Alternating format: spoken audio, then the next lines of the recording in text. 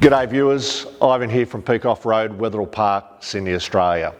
And thank you for popping over and having a little bit of time and having a look at this wonderful vehicle which I have bought. Yes, I have. I've gone to the dark side, would you believe? But not quite. This is an Australian-made dark side Land Rover Perentie 6x6. The reason I'm doing this video is because I actually got to do a build on this one, and this is my car. To do some remote travel. I have many other cars in my fleet. Troopy, conversion, Hilux, a Troopy, dual cab, 3-door, 6-wheeler, the GQ, the old angry. I'm angry at it at the moment. And another Troopy. So I've got cars out of my wazoo. And why did I buy this one? Because there's a story on it. The story of how I was introduced into the Land Rover fraternity back in the 80s. And my missus used to work for Jaguar Rover Australia in Moorbang, and I saw these vehicles actually get built. And I always wanted one and never found the right one, never had the right money. And today, you see here, is 20210 Land Rover Perentie Bush Ranger assault vehicle, one of 15 that were ever made in this configuration.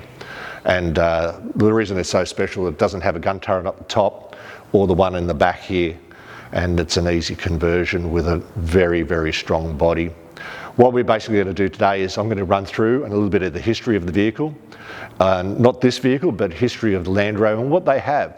So you guys in America and UK, where these are going at the moment, and just to tell you, these is when they first, the iteration, they came in, they made 400 of these, thereabouts, and then they made another 200 in another series from what the specs are.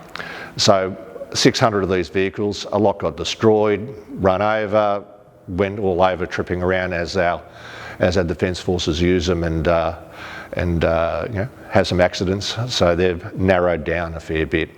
But I know they are going. I know where one's in America that I know of, and another one is in the UK. I'll run through it with you all, and you can have a look. But basically, let's go do it. All right. As you see now, this is the Land Rover itself is pretty cool, right? We'll get to that little bit in a second. The difference is these are a lot wider. They're 2.4 metres nearly, and it's got a very big, and we'll show you some photos. That will actually, I'll go and show you the photos or show you where it's going now. So this is pretty much to kill trees because we're so wide. And if you feel here, you can't see it on the camera, but you have to believe me, these are gouged out to the buggery. And so when this was in the Defence Force, it was actually an assault vehicle, so you ended up having 4 blokes in there plus some gears. This also had another one which was a mortar vehicle which had 2 front seats facing forward. Now you wouldn't believe this has 2 65-litre tanks, one on each side, and it can carry up to 12 jerry cans, so 3, 6, 8 plus 4, 12 jerry cans. This front section here that you just saw there can also be for batteries for running electronic vehicles and so forth. As you can see, robustly built. If you want to come down here, Paul. Artie's not here with us today, so unfortunately, say hello, Paul. And that's the thickness of the aluminium. So this is an aluminium body, but built like the Army Defence built it. So back in the 80s when they were giving the contract out, they were actually costing the Australian government $130,000, so the figures say. Now today that would be, well, a block of land was about 50 grand, so it would be like $1 million in Australian dollars today, which is like $800,000 American. Jesus Christ. These did get superseded and were now replaced by the G-Wagon, and they were built in especially for the Australian Armed Forces in Germany. And whether or not that's a good and bad night, I have probably a podcast coming or an interview coming with the guys who used to serve with these, and they would do the repairs, which you will get to see as well. Let's keep going around the back. So what you've got here is the jerry cans. Now, the Australian Army obviously likes jerry cans, so you can put 3 here, 2 side by side, another 3. They also had room here to open and close, so these open and close, so you can drag some stuff through there. It has room, this vehicle, this variant, has room for 3 spares, 1 underneath and 2 on the turret of the cab.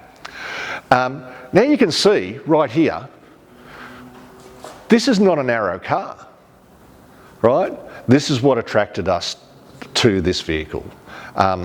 You have much more room than a normal car, but it's just that wide for Australian tracks where you know, the normal car is 8-9 inches narrower, so all the trees and branches are all being cleaned up by the Land Cruisers and Ford Rangers, and now we have this car which will clean up the other bits that haven't been done.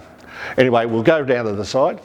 I had to bring it really close here, so what we're going to do is we're going to miss this side because it's exactly the mirror image of the other side. Oh, bones.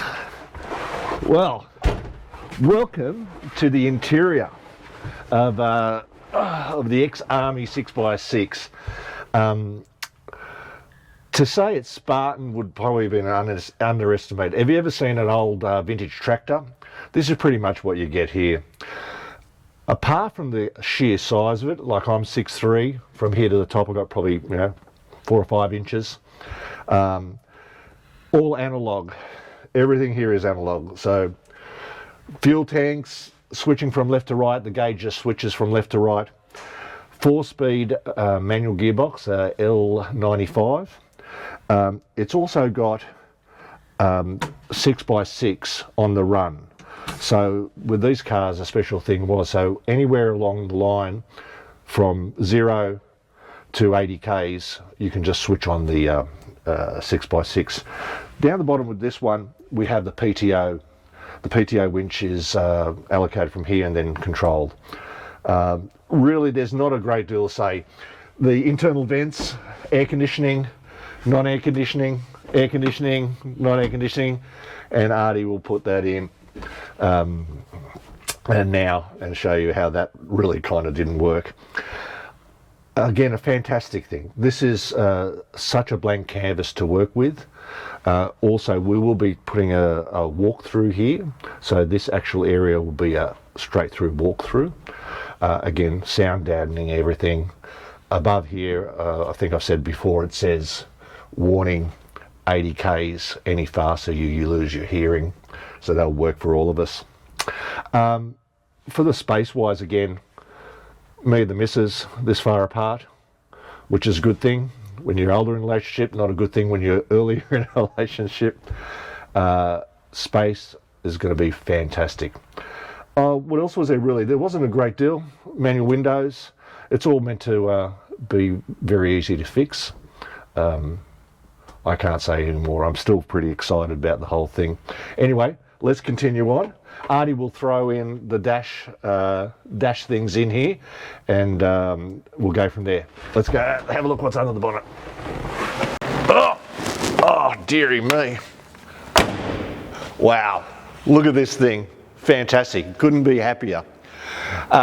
What you see here is a 1996, and you know it's a 1996, or it's the second lot of that 400 and the 200 or thereabouts.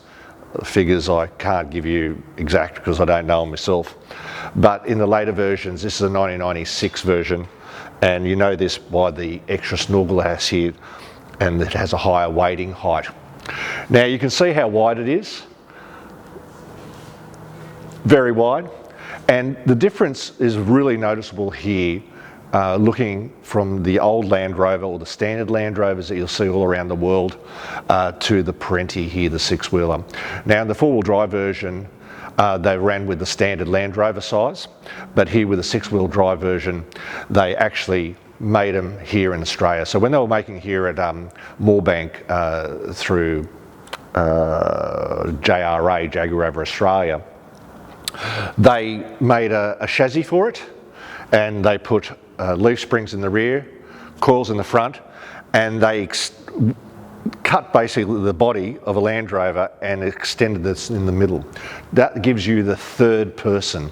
So now you can have three blokes in the car and happily driving around the bush in Australia, trying not to kill too many emus, and you should watch that, Australia versus emus. It's a very funny videos, and it is actually true. You see it as we see it here now. I've said, I think before, this was a barn find. Originally they had the shovel, an axe, and a mattock for tooling. The way I bought it was these were finished in service in 2013, and they first started getting sold then. And I think this one was bought about 2 or 3 years ago. And so it went to a guy, so I'm the second owner, it went to a guy in Albury, which is between the Mexicans and the New South Welshmen here in Australia, the Victorians. So it was just on that border part in south of New South Wales. And he had it in the farm, and he was going to do what I'm going to do to it. I'm going to make a camper out of it. For you guys, van life is all the key, all the rage these days. The bonnet itself is fiberglass. So they actually moulded a new mould, and these 400 to 600 vehicles all end up with a fiberglass bonnet.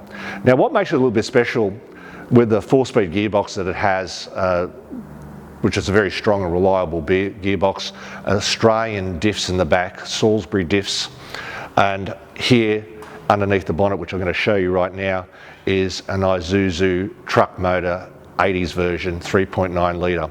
So I'll just open this up. We have a stick from the Bush Company. Thank you. Oh my God. In here, you can see right now is the Isuzu 3.9, 4BL1 I think it is. Now in the 4x4 versions they only had naturally aspirated, and in the 6x6 they had a turbo. So the only difference is between the 4x4s and the 6x6 is the turbo. It's this big. It should be this big. Now I'm going to be sending this one over to my friends at KLR. They're a mechanical shop, and they sell parts all over the world. So if you buy one of these, you can get bits from KLR, and they have basically everything, and they can do from a ground build right up to the end. So in this case they'll be doing a turbo for me, and also a new gearbox and clutch, because I just want to make sure they're correct. And that's basically, apart from wheel bearings, is where I'm going to finish. Obviously radiator clean, some new hoses as they're required, and go from there. Now with this as well is, in here there's lots of room. So the ADF, Australian Defence Force, they ran a 12-volt alternator standard, and they also ran a 24-volt alternator for the other variants, which had ambulance, general duties, electronic warfare, mortar teams, and so on and so forth. So they ran, I think, 17 different variants on this actual vehicle. So we'll be putting in a 24-volt alternator, so the 24-volt alternator will go back on, and that will power up my 24-volt system inside. There's plenty of room up the top for solar panels and bits and pieces, so that's the way I'm going with it. For the finish up at the front, it's not, this is robust. It's got a big steel bull bar and a PTO winch down here running a steel cable. Now the steel cable's missing on this one.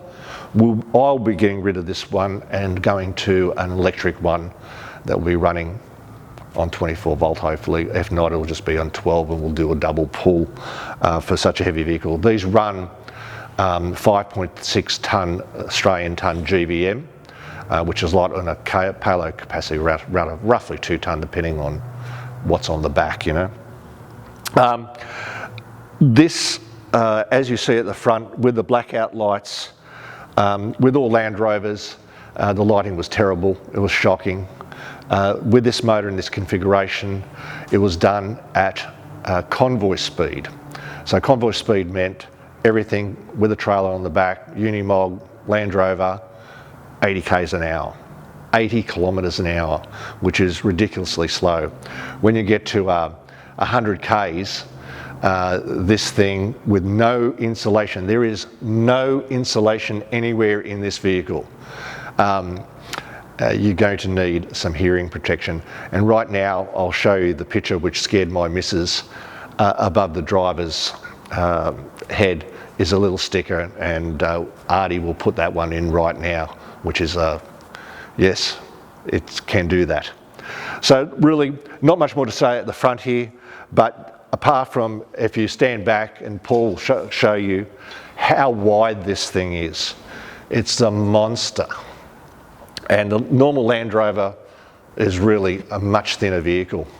Anyway, we'll go and finish up, and I'll do a little bit more raving and ranting, and we'll go from there, because I'm still pretty excited about all this. All right. Wow, guys. As you can see, I'm pretty happy with what I have got. Yes, it's going to need a little bit of work, and you guys will get to hopefully join the journey. It won't be one of those 400 episode builds. It'll be going to go down to to KLR, and they'll do the 2 bits that I need them to do.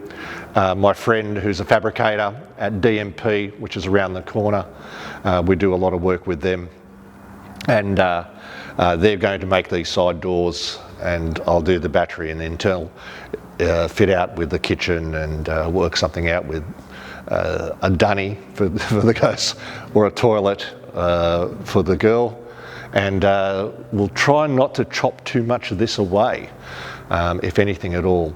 So it'll be quite cool. In the end, you'll see the black and white parts. Going just back to really for the convoy, which I spoke earlier about, all the diffs on the back of these are painted white, so the guys in front can see. When they can't see it, they're too far away. When they can see it too bright, then they're too close. So just little things like that. Also with this book, this one here, it actually came with logbooks. So I have a detailed history of this vehicle, and the vehicle is again 202210, which is the Australian Army registration number that they have. Look guys, in the comments, and I don't often ask this, this is live, this will go out next week or the week after, and it won't go to KLR for a while till I've had a couple of beers and stripped out the internals. Colour. What colour? What do you think we should do with this? Really, I'm open to suggestions. I've got some ideas myself, but colour is the main one. I was thinking of a sandy taupe, or maybe even this one here. Go for the desert one. We could always go do it like a camel trophy and make it yellow.